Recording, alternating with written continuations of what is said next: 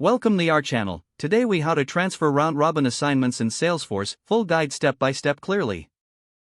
To transfer round-robin assignments in Salesforce, first, log in to your Salesforce account. Navigate to the Setup menu located in the top right corner of the screen. In the Quick Find box on the left, type Lead Assignment Rules and select it.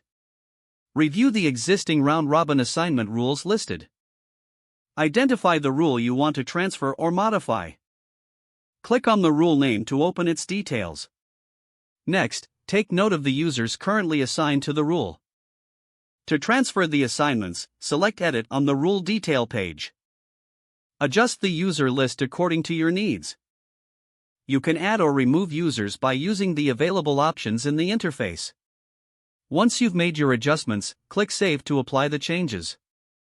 To ensure the new assignment rule works correctly, create a test lead. After creating a test lead, observe the assignment to verify it follows the round-robin logic. If everything is functioning correctly, you have successfully transferred the round-robin assignments. Repeat these steps for any additional rules you wish to modify. Make sure to communicate any changes to your team to ensure they are aware of the new assignments. Regularly review assignment rules to maintain their effect. If the page does not load, refresh the browser or try again in a private or incognito window. Make sure you are using the correct email address, then retype it carefully to avoid small typos. If your password is not accepted, use the reset option and create a new strong password you can remember. Check your spam folder for verification or security emails, then complete any requested confirmation steps.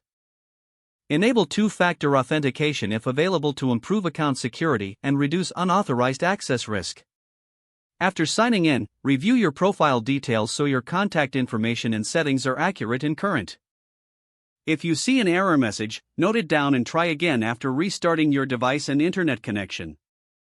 Log out when you finish, especially on shared devices, to keep your account and payment information secure.